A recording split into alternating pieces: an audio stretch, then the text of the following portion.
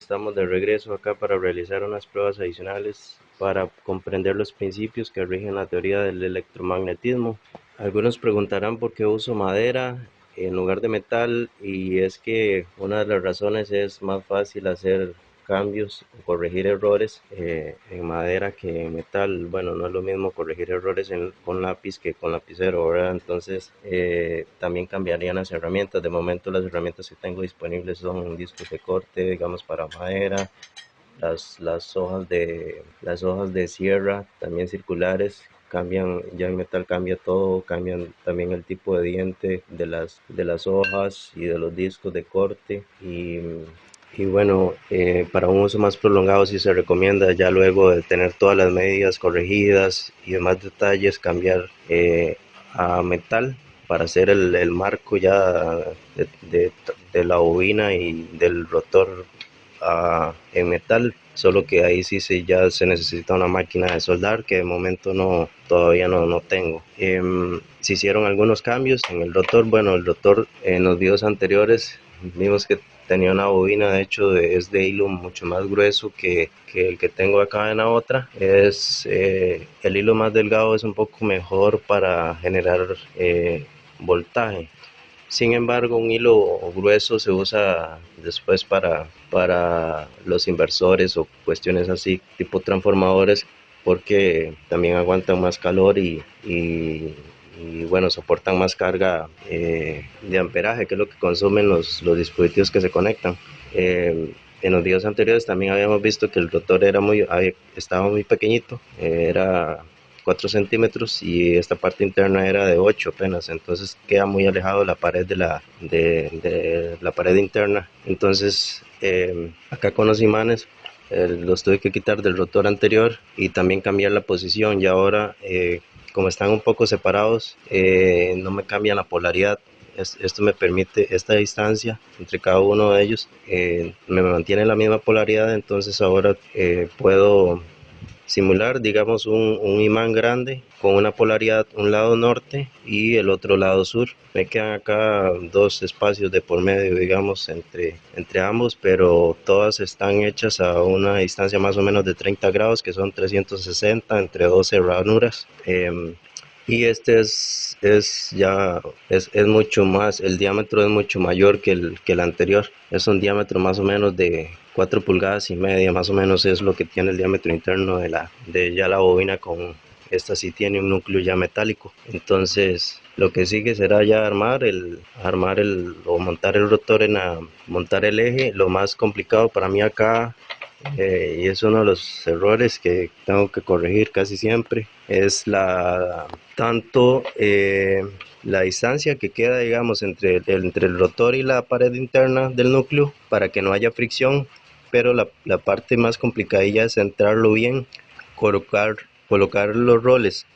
Van dos roles, uno de cada lado de la bobina, uno de este lado y el otro del otro lado. La parte complicada entonces es centrar ese eje para que a la hora de girar el rotor no me haga fricción con la parte interna del núcleo, y máxime que ya son imanes permanentes. Entonces los imanes tienden, como es un núcleo metálico, tienden a pegarse a las paredes. Entonces como la distancia es muy pequeñita, eh, cuesta mucho centrarlo para que uno de los lados no se me recueste o no se me pega a las paredes. La idea es que no haya fricción del todo. Entonces es una de las pruebas que estoy realizando, y el siguiente paso es montar las partes ya para hacer la prueba de cuánto voltaje me generaría o si está funcionando la bobina, y luego de ello poder probar conexiones distintas que hay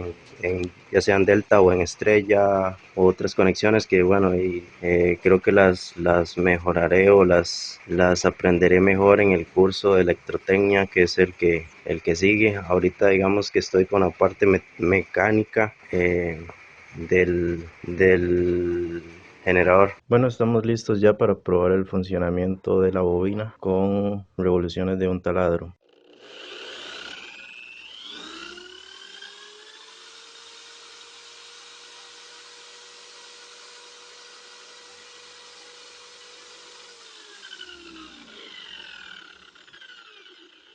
Como vimos, una de las bobinas que es la que más voltaje me genera a máximas revoluciones con 18 voltios. Esa es la bobina principal y hay dos secundarias que generan un poco menos, pero igual generan. Las otras dos secundarias generan lo mismo, son iguales.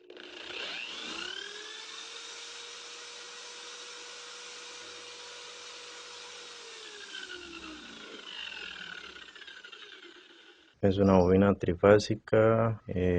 Bueno, las dos secundarias generan un tercio de lo que genera la bobina principal. Bueno, acá como verán acabo de cambiar las conexiones y uní las tres bobinas para probar si me cambiaba en algo el voltaje. Y bueno, acá estoy conectando el voltímetro a dos de las líneas, dos de las tres líneas.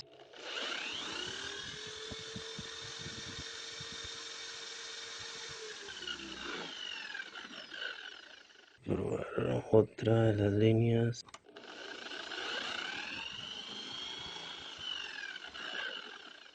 Y la otra.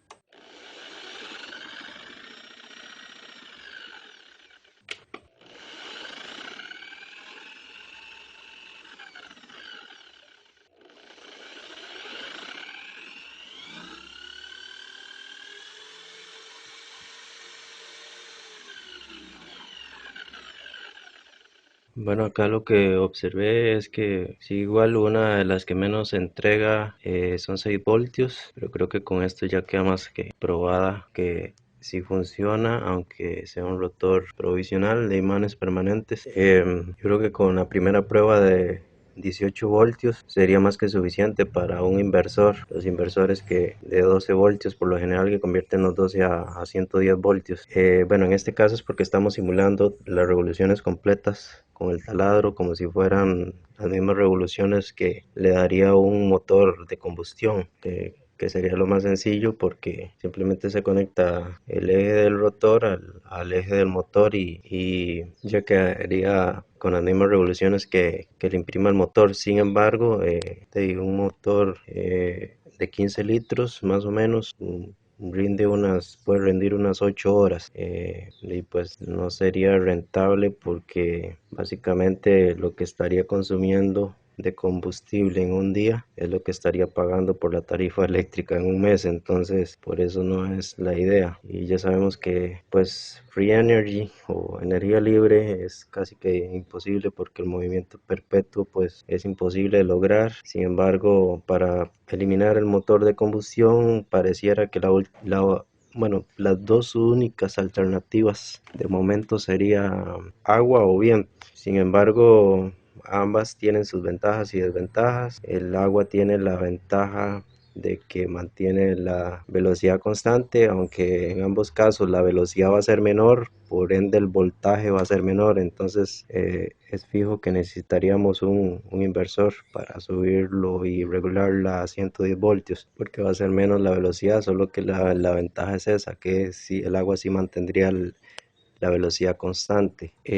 La desventaja sería que no en cualquier lado hay quebradas o riachuelos que me puedan dar agua sin tener que pagarla también del acueducto. Y ahí sería hacer una mini represa o algo en alguna quebrada o algo así.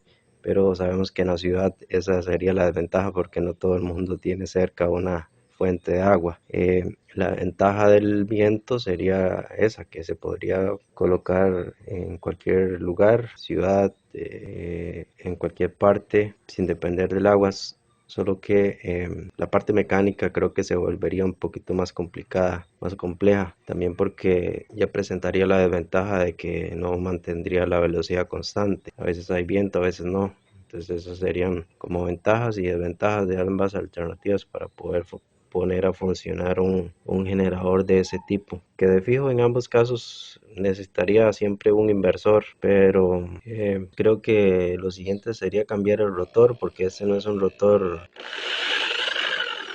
es un rotor provisional para poder hacer las pruebas nada más y verificar que la bobina del estator esté funcionando correctamente. Y eso es todo. Esta es mi forma de agradecer mostrando lo realizado a todos aquellos que me han aportado sus buenas vibras y decirles gracias. Hasta un próximo video.